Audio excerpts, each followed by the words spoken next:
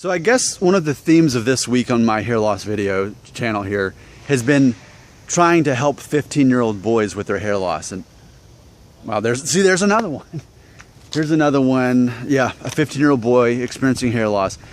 You know, I'm hit or miss when it comes to helping 15-year-old boys because, and I don't know that I could say 50-50, but it's almost the way I feel as the host of this channel is half the 15-year-olds who watch my channel, they're ready to hear what I have to say. Because what I have to say is not necessarily encouraging in a way that's where I'm gonna wave a magic wand and say it's all gonna be okay. You won't really lose your hair. It doesn't actually matter. You know, I'm more realistic than that. It's gonna change your life. You're gonna have to adopt a new identity, you know? And that in itself isn't easy, especially when you're young. But who wants to hear that? What people want to hear is, oh yeah, just take a pill or spray this on your head and it'll all be okay.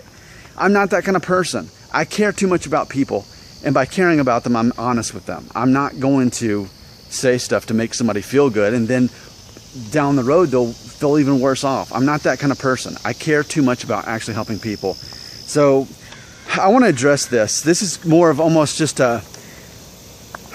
it's a comment from Sam Wolf, which I'm appreciative that he watched my channel and left this comment on there's no cure for male baldness. And I've already addressed it once, but there's a follow-up to it thanks to Maxwell Smart. So let's just kind of go through this. Sam had said, quote, I feel a bit like you can talk about that easily because you're 30, and actually I'm 36, and have a full head of hair.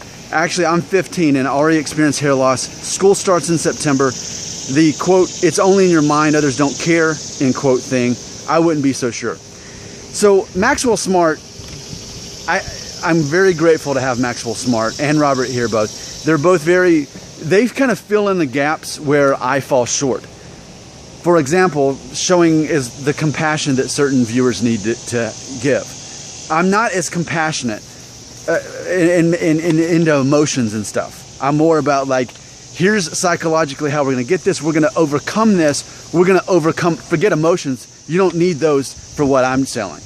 Whereas certain people do need that. And so here's what Maxwell Smart said. So really, I guess I should title this video, What I Should Say to 15-year-old Boys Who Are Balding. So that's basically what this video is about, but it's quoting Maxwell Smart as he commented back to Sam Wolf. So check this out. Here's what Max said, quote, Samuel Wolf, it is not easy to suffer hair loss at an early age, and I can feel for you with the peer pressure you will have to deal with when school starts. Your wish is to get your hair back, and that is shared by many young men going through hair loss too. You can talk to your doctor. A dermatologist can determine what kind of hair loss it is. If you already know that it's hereditary, you can confide in your barber or stylist. They should be able to give you the best advice for a haircut that will suit your situation. There may be no need to buzz it all off. As for medical treatments, I think you're still too young. Find someone you trust and talk to them. Someone older than you who has already suffered hair loss might be able to help. This is where Nick's advice comes into play.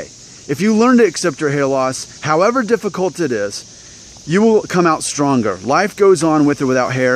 As if the peer pressure at school, it will wear off more quickly if you don't let the people get at you. The teasing and taunting will become boring. They will have lost, and Samuel will have won the battle. My advice, embrace your hair loss and don't fight it. It will save you years of unneeded worry. I hope this helps you in some way, Max. And then Sam commented back by saying, quote, okay, thank you.